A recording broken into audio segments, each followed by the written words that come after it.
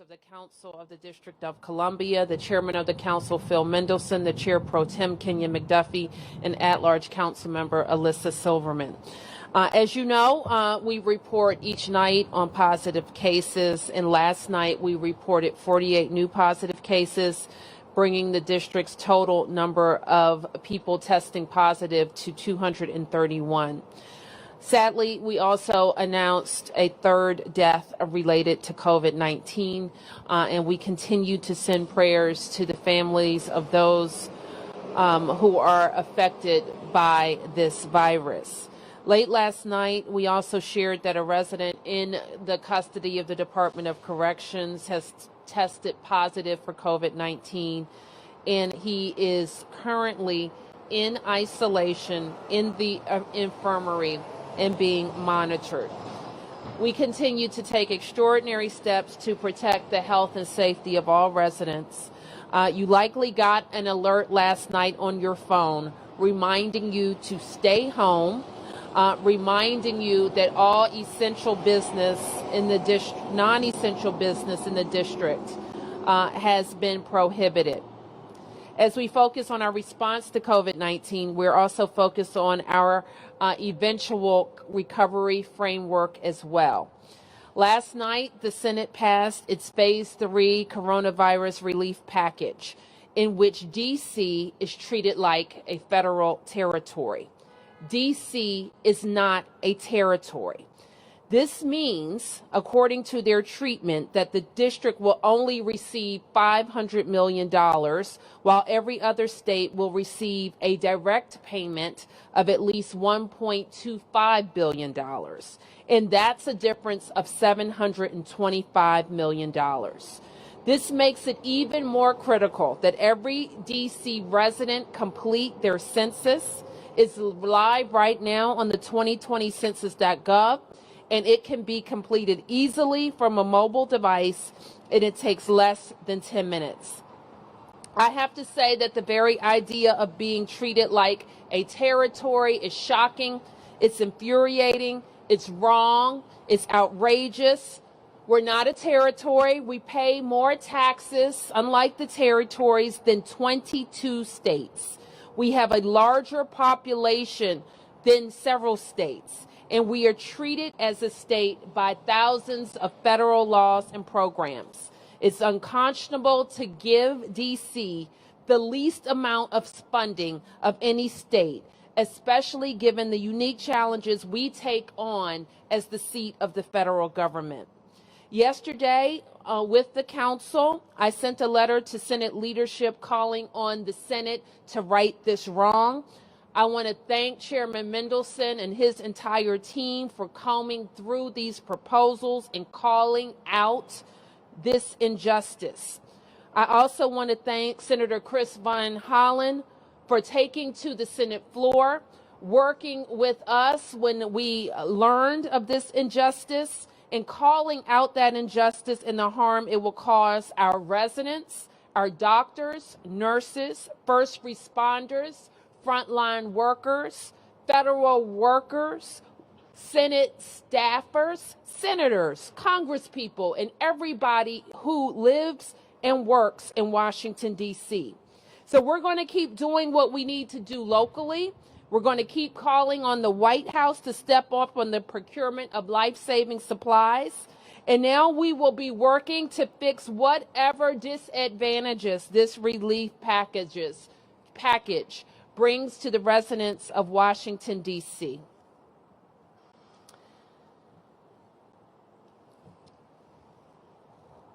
I'll turn to Chairman Mendelson, and then we will be available for any other questions. Thank you, Mayor Bowser, and thank you all for being here. And I want to again acknowledge colleagues who are here with me, the Chair Pro Tem Ward 5 Councilmember Kenya McDuffie and at-large Councilmember Alyssa Silverman. I'm going to speak a little bit more to what the mayor spoke to with regard to the relief bill going through Congress. It was approved by the Senate last night. We became aware yesterday afternoon when the document was first released how the district was being treated. And while I agree with everything that the mayor said, at the risk of being perhaps a little bit politically incorrect, I'm going to say that this issue, I believe, is not about statehood, but about public health and about the economy. The district, as you know, is seeing the effects of this pandemic, seeing these effects very much. And we are working with our neighbors, that is the states of Virginia and Maryland.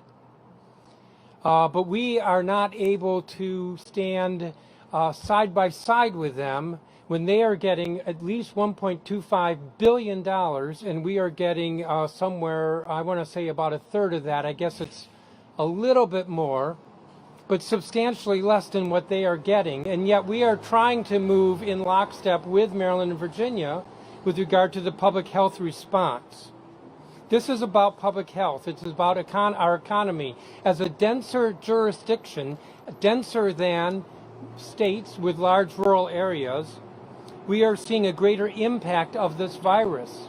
Look at the New York City region, a very dense region, which right now is ground zero in the United States. We don't want to be like New York City in terms of the New York City region, in terms of the public health effect of this pandemic, which is why the funding is so important. It is important for public health reasons. It is important for economic reasons. As you know, the district relies on businesses such as tourism and the hospitality industry, which are disproportionately affected by this shutdown. It disproportionately affects us more than other states that are not as dependent on hospitality or tourism, which is why this economic relief from the Congress needs to be equal, at least equal, to what the states are receiving. If you think about it, it makes no sense, and I mean no criticism here, that states like Wyoming or Vermont would get more money than us when the pandemic is clearly far more of an issue and a public health threat here than it is in those states. I'm hopeful, we are hopeful, that the Congress will rectify this shortfall, because this affects people. Again, this is not simply a statehood issue. This is a public health and an economic issue. And we are seeing people suffer economically. We are seeing people suffer in terms of this pandemic, which is why the Senate and the House need to recognize greater relief for the District of Columbia. I again want to thank the mayor and all of my colleagues. We worked together on this letter that we were able to get out with just a couple hours' notice because, like you, we were unaware of this, what the relief was going to look like, until yesterday afternoon. Thank you. Questions? Yes, sir. So, in regards to the $15 million that you announced going toward the ventilators, some clarification around that. Did that come out of not the surplus? We drew down on our contingency funds. Those are funds that we pay back. They're funds that aren't budgeted in our normal budgeted process, but we can use for unforeseen expenses like this in the entire response to the coronavirus pandemic. As a follow-up, how much, given whatever happens in the Senate, if they don't follow through, how much of that do you expect? How much more of that do you expect to dip into? How much more? Oh, for the pandemic response, we don't know all of the costs that will be associated with the pandemic at this point, but we're going to spend what we need to keep residents of the district safe. Yes. Have you spoken to Speaker Pelosi personally? Do you have any hope that, as Chairman Middleton alluded to, that possibly the House might correct this in D.C.? I spoke to Speaker Pelosi at the onset of this pandemic when we were talking more about how what she would do with keeping the Capitol open. I think at that time we had some very preliminary discussion about what they would be working on in terms of relief. But specific to the bill and what's happened, I haven't had a chance to talk to her yet. Our Congresswoman, who I spoke with last night, had been in direct contact with either the Speaker or her office. And others have indicated to me that it's unlikely that there will be a lot of changes for this round at the House. But the expectation is, and the Congresswoman wanted me to express this on her behalf, that she would be working on the next round to make sure that it's fixed. Yes. So is this just a result of not having anybody at the table? Is that your thought, or what are your thoughts there? Every state that has 2 senators was treated the exact same. We don't have 2 senators. And it matters not having 2 senators. And that's why we have pushed so hard for statehood so that we would have 2 senators. But more than that, to Chairman Mendelson's point, which there will be a lot of intrigue behind whose motives got us to this point. But for everything, we're treated like a state when it comes to federal funding formulas. For everything. For housing, for Medicaid, for education, everything. We're treated like a state because we have state functions, as we should be. And we pay taxes, more taxes than 22 states. So we'll get to the bottom of how they ended up treating us like a territory. I really can't think of another occasion that we're treated like a territory. So there's something there that we'll figure out. But right now, all we have to do is focus on how for the next round of funding that this $725 million gap is made up. And we're going to work with our Congresswoman, with all of our elected officials, in making sure we have a strategy to do that, including our regional delegation. I have to say, when I called Senator Van Hollen, he immediately got back to us. He went to the Senate floor to speak up for us. He put a courtesy hold on the bill to make sure he got a response from Schumer's office. And you heard what he said. It's not an oversight, but this was a negotiated point, and we'll get to the bottom of it. Yes. Question for Dr. Nesbitt. Yes. We're hearing more and more about young people being infected. I believe we have some babies in the district. Can she enlighten us on how they're doing, how they got sick, and the vulnerability of young people to this virus and disease? There's still a lot that we're learning about the impact of COVID-19 on various age groups and populations. Right now, about 4% of our cases have been in individuals less than 18. Those individuals, based on what we know so far, have had close contact with other individuals, primarily individuals within their own households. Babies more vulnerable because of their... It is premature for us to be able to make any definitive statements around what is happening with children in the U.S. and in particular in the district. We won't be making any comments or providing any definitive statements around any of the particular cases. Another question for Mayor Bowser. We understand that there are some quote-unquote non-essential businesses that are still open, whether there's a language issue or they didn't get the word. Is there any enforcement that's going to begin to try to bring them into compliance? Yes, there will be. And so we are inviting, if any resident wants to make us aware of that, please call 311 and let us know. And we will continue, and I appreciate you noting that, because we think businesses will be compliant. And if they didn't get the word, they don't have the right information, we're going to make sure they get it. Yes.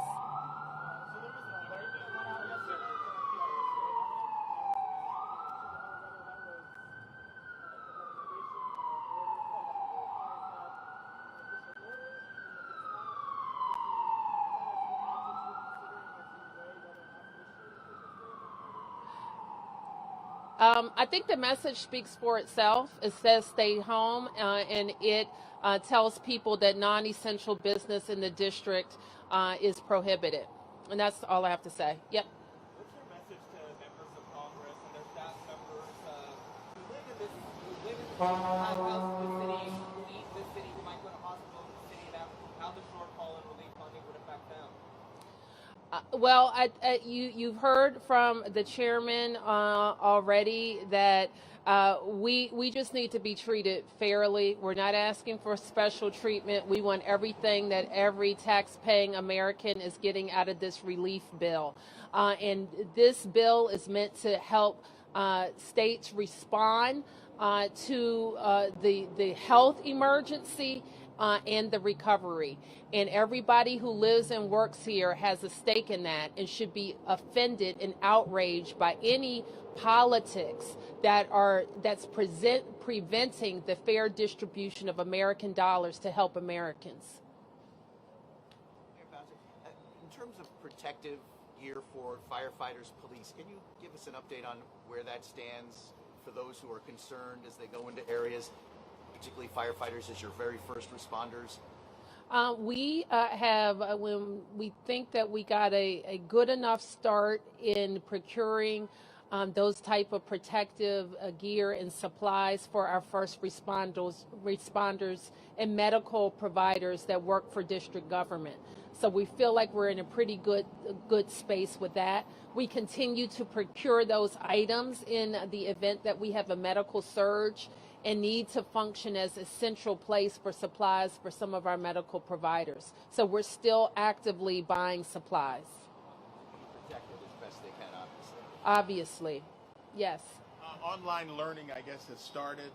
What is the timeline for having computers and Wi-Fi for the young people who need them? I guess. We're working as fast and hard as we can on that, Sam. I think you heard my report yesterday that the Chancellor is devising a priority plan for getting the devices that we have on hand out, and he will make some announcements about that as they are ready. We're still working to try to procure these Wi-Fi hotspots, and we're working on that as fast as we can. Yes. For the DC jail, how many inmates have been tested, and how many inmates are coming into the jail, or people who maybe aren't convicted yet but are coming in? I understand you still have to arrest people. Just to start. Well, we have to arrest people who commit crimes, and the crime business is still happening. So yes, we do have to arrest people. But I was briefed by Kevin and my public safety team about some strategies that not only DC Jail has put in place, but the U.S. Attorney, MPD, and the DC Court. So I'm going to ask Kevin to address that and talk a little bit more specifically about the jail. Sure. So let me just first say we did have, as the mayor said, one resident in the custody of the DC jail who tested positive. There is, as of yesterday evening, 36 inmates who will be put in quarantine per protocol from DC Health, and testing is done according to the guidelines provided by DC Health. So to the question of the number of individuals coming into the jail, as the mayor stated, each body is playing its part. So MPD has changed they have more robust use of what they call citation in lieu of arrest. And the U.S. Attorney is making their decisions whether to prosecute much earlier before any individuals even reach the central cell block. So as a result of those two activities, the inflow into DOC custody the past few days has been reduced by more than 50%, and in some days as much as 75%. So we're seeing a dramatic effect from the changes MPD has made and the U.S. Attorney have made. Now, if you commit a violent crime, if you have an illegal gun, they will still arrest you and you will go through the justice process. Domestic violence allegations will all be sent and arraigned as they normally would. The Superior Court on Sunday, the Chief Judge issued an order that, guidelines I should say, that allows for attorneys for individuals in DOC custody under the Superior Court's jurisdiction to petition for release, and he gave guidance around what those qualities are that include the age of the person, underlying health conditions, and that provides an opportunity for individuals at the DC jail through a judge's order to be released if the judge deems that that individual fits the criteria established by DC Court. And finally, at the DC jail, the council legislation expanded the impact of programming, so what's called good time credits. So as people take programming in sort of with guidelines established by DC Health for social distancing, they'll have a better opportunity to get credits that will allow for them to get out early. And I should say DC Health has had a pandemic plan. They've had a plan for COVID-19 for staff or an inmate for weeks now, and they're activating that plan as of 10:30 last night. Suppose they have COVID and you release them. What's that? Suppose they have COVID-19 and you're releasing them. Any individual with COVID-19 who is subject to release or is bound to release will, Unity Healthcare is at the DC jail. Unity Healthcare has access to both private testing labs and our public health lab to be able to test individuals and get feedback from that test same day. They do health checks of inmates as they come into the jail, and they do health checks as routinely when they're at the jail. In a context for those, our jail is almost half empty. So because of the capacity at our jail relative to the population, the DC jail has in their COVID plan the ability to space people out that probably does not exist in many other facilities around the country. One, you said you're testing inmates when they come out. You're testing them periodically while they're in custody. Or not test them, but you give them a medical whatever. But you screen them. Thank you.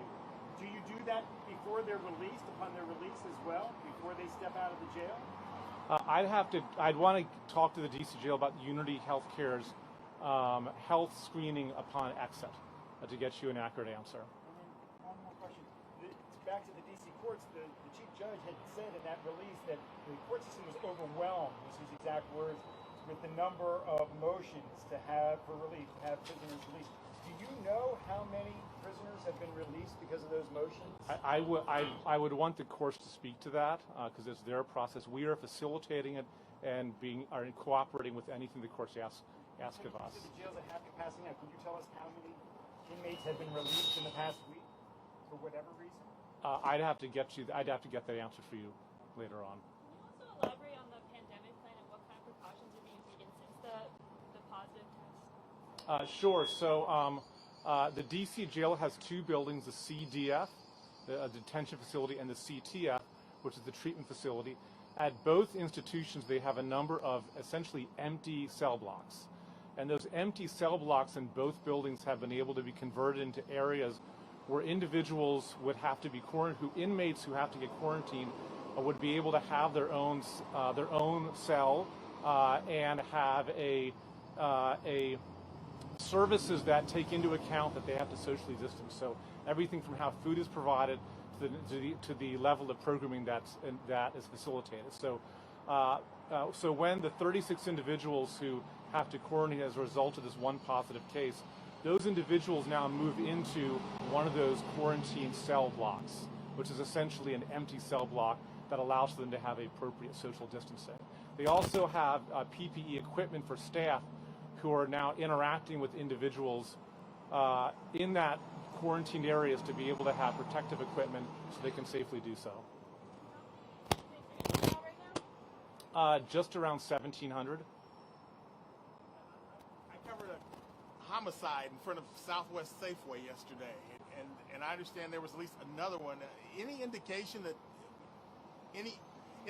that the crime situation here is changing with this virus? It's situation? too early to tell, but the fact that we had 2 homicides by gun yesterday is a sober recognition that individuals who carry weapons have not been dissuaded thus far from using them. If a few more weeks go by, we'd have enough information to know between violent and property crimes if there's an impact from as a result of change in behavior. But our gun crime in particular remains unchanged. Other types of crime shows early signs of changing, but gun crime is not. When you say changing, declining, or going up? Our gun crime is still at the same level it was prior to the COVID coming here, and we're looking at every crime category, particularly concerns about crimes between neighbors or domestic violence to see if that changed. It's too early to tell at this point if there's an impact on those areas.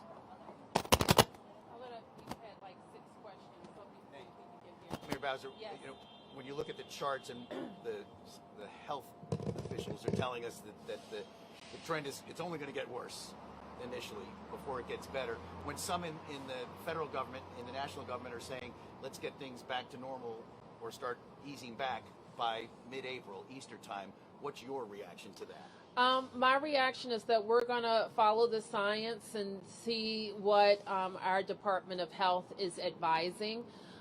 We have a public health emergency in effect until April the 24th.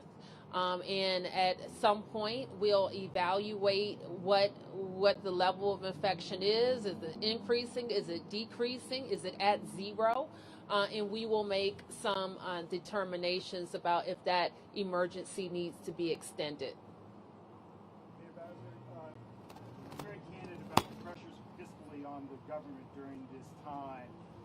And on social media, whenever I tweet about, you not giving relief, for instance, not extending property tax, a lot of the social media comes back that relax, DC makes plenty on parking tickets, on speed cameras, and there's this, at least some sense out there in social media that the district is flush with this red light camera and speed camera money and doesn't need this extra stimulus from the federal government. What would you say to those people who have that knee-jerk reaction? I would hope that they're being flip or not really spending a lot of time thinking about what they're saying, because all you have to do is think about your own finances. And if you all of a sudden, and many people in our city are in this position, have only a fraction of your revenues coming in, you simply cannot do the same things that you always did. Even if you have reserves to be used, those reserves quickly disappear if you're not collecting one of your main sources of revenue. The district relies on revenues from taxes, from income taxes, from property taxes, and from sales taxes. We have prohibited non-essential business, bars and restaurants, theaters, entertainment hotels from operating in our city for 2 weeks. And we have at least another 4 weeks to go. So all of those revenues that would come to the city in the form of taxes to take care of basic city services has disappeared. So we have to pay our firefighters. We have to pay our police officers, the people who are doing all of our unemployment processing. We have even cobbled together local relief for our small businesses in a small amount. But the basic functions of city government have to continue. And the only way that we are able to do that is with the revenues that we have coming in. So the property tax is one of, and I'll turn to the chairman of the council to talk about this as well, but the property tax is one of our biggest sources of income. And that property tax is paid twice a year, but the first time of the year is around now. If we were not able to collect those property taxes, we may not be able to meet the obligations of the government in very short order. So that is why we are very focused on managing, and we're in a good position to do it in DC. But we have to manage what we have coming in so that we can take care of our basic operations of government and be in a position to move our city forward when we get on the other side of this. I would add to that what the council was told last week by the chief financial officer was that if this shutdown continues until June, that preliminarily the estimate is about $500 million in lost revenue. $500 million in lost revenue. That is substantial. And it raises a concern about liquidity issues, whether the district will have enough cash, because during the summer, typically, we reach what's called a cash trough. And we may be getting revenues enough for the year, but in the summer the revenues are at their lowest, and yet we still have to go on with all of the operating expenses. So there's a liquidity issue as well as a lost revenue issue. If we deferred the property tax, if I remember correctly what the chief financial officer told me earlier this week, if we defer the property tax receipts are roughly equivalent to the total of our rainy day funds. So there is a real liquidity issue. We are trying to provide as much relief as we can, and yet at the same time, it reminds me of the metaphor about on the airplane when the oxygen mask comes down, that we have to take care of ourselves as well as take care of our citizenry. We have to do both. And so we have to be mindful whether we have the liquidity, we have to be mindful that our revenues have dropped dramatically. I'll remind you of one other thing. What we learned this morning was that the highest unemployment in this country was in 1982, about 700,000 people filings in one report. Today what was released was 3.2 million, substantially more. We are seeing an economic impact that is substantially greater than we have ever seen before. It's the District of Columbia, it is Maryland, Virginia, it is the country. So, Chairman, can I just ask then, why then did the council carve out hotels and give them a break on property taxes and no other industry, no other business, no other resident? Why did hotels get this deferment? The question had to do with why hotels got a property tax relief, why the council did that. They got property tax relief and not sales tax relief. All other retailers got sales tax relief and not property tax relief. And then the independent contractors and the businesses that don't collect sales tax got no relief, except that we have that $25 million small business relief.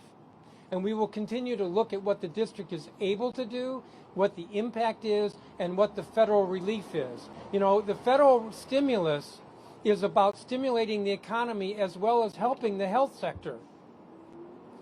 Stimulating the economy, and that is why I was so forceful earlier, why all the council members signed this letter, why the mayor spoke to this and has been very active on this, that the relief to the district from the federal government is far less. This is an economic issue.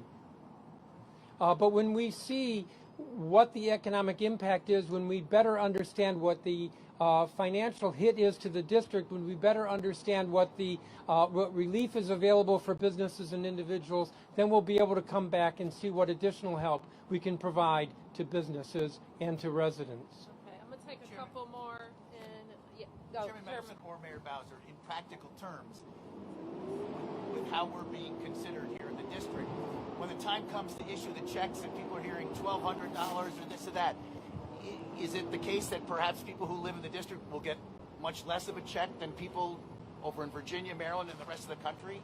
I believe that the checks from the federal government under the relief package is separate from the aid to the states. So the checks to individuals will depend upon their income, and again, I believe that is separate. But this was not said earlier. Each state will receive a minimum of $1.25 billion. It's based on population, so some states will get more. But then in addition, we believe, as best we could understand the legislation yesterday, cities will get additional. And so the district is just one unitary entity, but there will be states where they probably will be getting additional for the cities and we will not.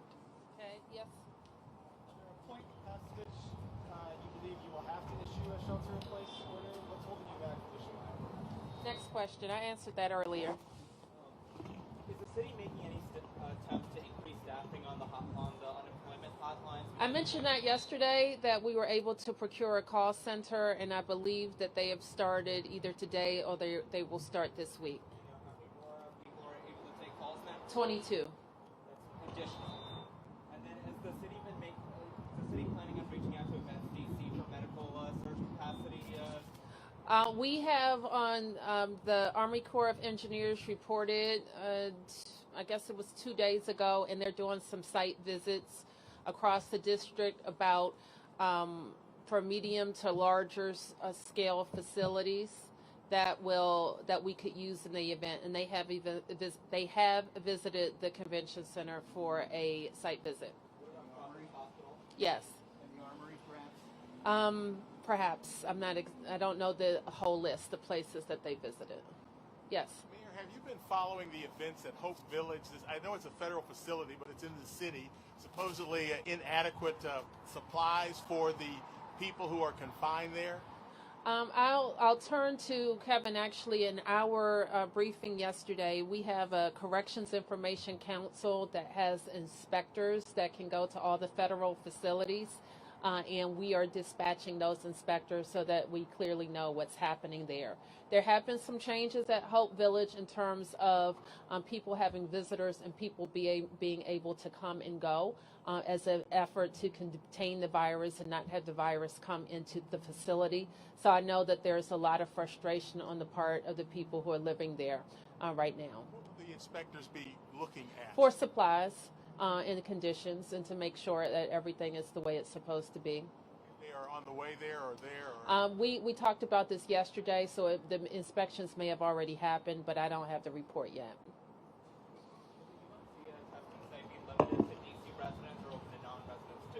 I think our expectation will be it's for DC residents, but they're still working on all those logistics.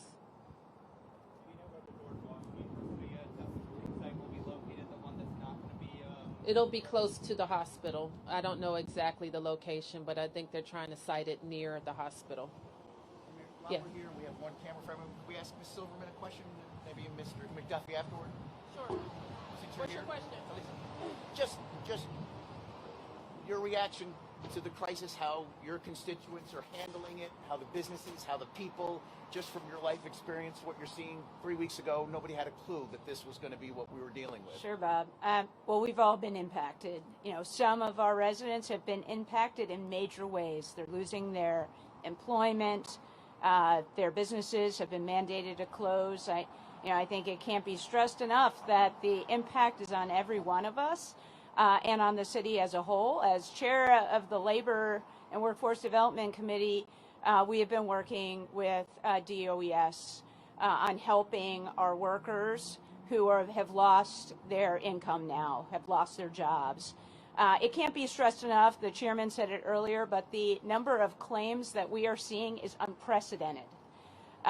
Throughout the country, as the chairman said, there are unemployment numbers that came out today. 3.2 million people have filed a claim for unemployment in the last week.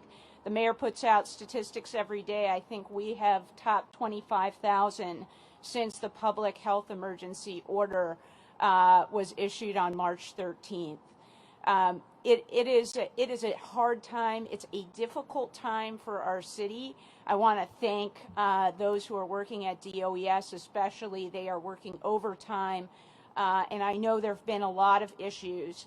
I guess, if you don't mind, Madam Mayor, I'll just say I know that people have contacted the administration. They've contacted my committee about getting denial messages. Once again, the administration is working as hard as possible to upgrade the system to reflect the changes that the council made in the emergency. But again, to our residents who have gotten denials because of the job search issue, you should put no for job search.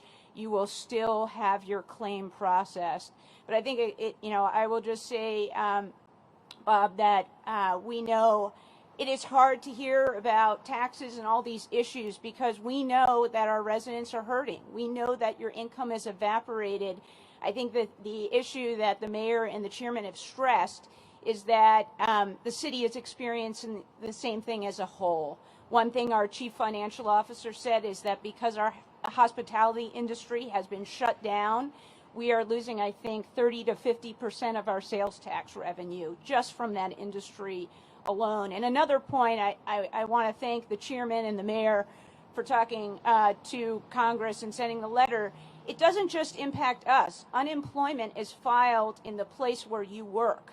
So I haven't looked at the bill, but if the being considered a territory means that we're going to receive less unemployment, that is impacting Maryland and Virginia residents because you are filing, a lot of people in suburban Maryland and Northern Virginia work in the district. We're an employment center for this entire region, and you file unemployment with us, not with your home state if you work here.